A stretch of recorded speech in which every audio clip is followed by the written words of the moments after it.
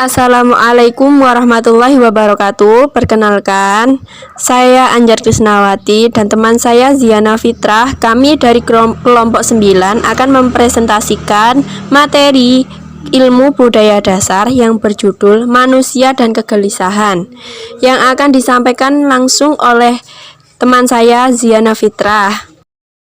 Oke, saya Ziana. Di sini saya akan menjelaskan materi manusia dan kegelisahan. Langsung saja, yang pertama yaitu pengertian manusia. Manusia adalah makhluk hidup ciptaan Tuhan dengan segala fungsi dan potensinya yang tunduk kepada aturan hukum alam, mengalami kelahiran, pertumbuhan, perkembangan, mati, dan seterusnya, serta terkait dan berinteraksi dengan alam dan lingkungannya dalam sebuah hubungan timbal balik positif maupun negatif. Manusia adalah makhluk yang terbukti berteknologi tinggi. Ini karena manusia memiliki perbandingan massa otak dengan massa tubuh terbesar di antara semua makhluk yang ada di bumi. Secara biologis, manusia diklasifikasikan sebagai Homo sapiens, bahasa Latin untuk manusia, yang merupakan sebuah spesies primata dari golongan mamalia yang dilengkapi otak berkemampuan tinggi. Manusia juga sebagai makhluk individu memiliki pemikiran-pemikiran tentang apa yang menurutnya baik dan sesuai dengan tindakan-tindakan yang akan diambil. Selanjutnya, yang kedua yaitu pengertian kegelisahan. Kegelisahan berasal dari kata gelisah yang berarti tidak tentram hatinya, selalu merasa khawatir, tidak tenang, tidak sabar, cemas. Sehingga kegelisahan merupakan hal yang menggambarkan seseorang tidak tentram hati maupun perbuatannya, merasa khawatir, tidak tenang dalam tingkah lakunya, tidak sabar ataupun dalam kecemasan. Sigmund Freud, ahli psikoanalisa, berpendapat bahwa ada 3 macam kecemasan yang menimpa manusia, yaitu yang pertama, kecemasan kenyataan atau objektif. Kecemasan tentang kenyataan adalah sesuatu pengalaman perasaan sebagai akibat pengamatan atau suatu bahaya dalam dunia luar. Sebagai contoh, jika seorang wanita yang pernah trauma dengan kecoa, maka dia akan cenderung takut jika melihat kecoa. Namun ada orang dengan reaksi membalik, karena ia mendendam, maka ia selalu berusaha untuk ganti berbuat kejam sebagai pelampiasannya. Yang kedua, kecemasan neurotis atau syaraf. Kecemasan ini timbul karena pengamatan tentang bahaya yang naluriah.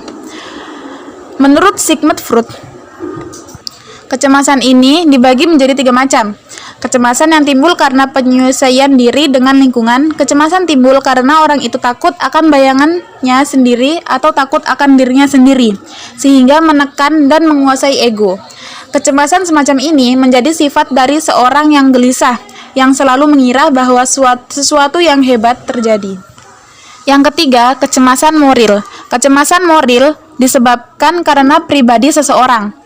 Tiap pribadi memiliki bermacam-macam emosi, antara lain iri, benci, dendam, dengki, dan marah, gelisah, cinta, dan rasa kurang percaya diri. Misalnya, seseorang yang merasa dirinya kurang cantik, maka dalam pergaulannya ia terbatas kalau tidak tersisihkan. Sementara itu, ia pun tidak berprestasi dalam berbagai kegiatan, sehingga kawan-kawannya lebih dinilai sebagai lawan. Ketidakmampuannya menimbulkan kecemasan moral. Selanjutnya, bentuk-bentuk kegelisahan manusia. 1. Keterasingan. Keterasingan disebabkan oleh 2 faktor, yaitu yang pertama, faktor intern atau faktor yang berasal dari diri sendiri, seperti merasa berbeda dengan orang lain, rendah diri, dan bersikap apatis dengan lingkungan. 2. Faktor ekstern, yaitu faktor yang berasal dari luar diri. Faktor ini bisa bersumber pada faktor yang pertama. Yang kedua dari bentuk kegelisahan manusia yaitu kesepian. Aplikasi dan perwujudan dari terasing adalah kesepian. Jika seseorang sudah merasa diasingkan, maka orang tersebut akan mengalami kesepian dalam diri dan lingkungan, sehingga merasa sepi atau kesepian. Jika hal ini terus dibiarkan, maka orang tersebut akan kehilangan unsur dan karakter unik dalam dirinya, sehingga dia pun sulit untuk mengenali dirinya. Yang ketiga yaitu ketidakpastian. Ketidakpastian adalah sebutan yang digunakan dengan berbagai cara sejumlah bidang, termasuk filosofi, fisika, statistika, ekonomika, keuangan, asuransi, psikologi, sosiologi, teknik, dan ilmu pengetahuan informasi. Ketidakpastian berlaku pada perkiraan masa depan, sehingga pengukuran fisik yang sudah ada atau yang belum diketahui. Selanjutnya yaitu sebab-sebab orang gelisah. Manusia bisa mengalami kegelisahan jika memiliki sebab-sebab yang dapat menimbulkan kegelisahan. Kegelisahan itu disebabkan antara lain: 1. Kesulitan ekonomi. 2. Takut kehilangan harta, jabatan, atau popularitas. 3. Penyakit yang bertahun-tahun. 4. Kesulitan mendapatkan pasangan hidup yang ideal. 5. Takut kehilangan pasangan hidup. 6. Khawatir gagal dalam berkarir. 7. Dan lain-lain. Selanjutnya, usaha-usaha mengatasi kegelisahan. Usaha-usaha yang dapat kita lakukan untuk mengatasi kegelisahan ini pertama-tama harus mulai dari diri kita sendiri terlebih dahulu, yaitu kita harus bersikap tenang. Dengan sikap tenang, kita dapat berpikir tenang, sehingga kesulitan dapat kita atasi. Sedangkan, cara yang paling ampuh untuk mengatasi kegelisahan adalah dengan berserah diri kepada Tuhan.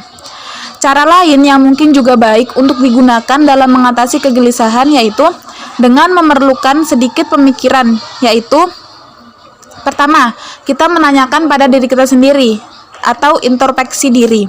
Akibat yang paling buruk yang bagaimanakah yang akan kita tanggung atau yang akan terjadi? Mengapa hal itu terjadi atau penyebabnya dan sebagainya. Kita bersedia menerima sesuatu yang terjadi pada diri kita dengan rasa tabah dan senang hati, niscaya kecemasan tersebut akan sirna dari jiwa kita. Bersamaan berjalannya waktu, kita dapat mencoba untuk memperkecil dan mengurangi keburukan-keburukan akibat timbulnya kecemasan tersebut dalam jiwa kita. Berdoa kepada Tuhan dengan sungguh-sungguh, sabar, tabah, senang, dan ikhlas sehingga Ia mau mengabulkan permohonan kita dari perasaan kecemasan ini.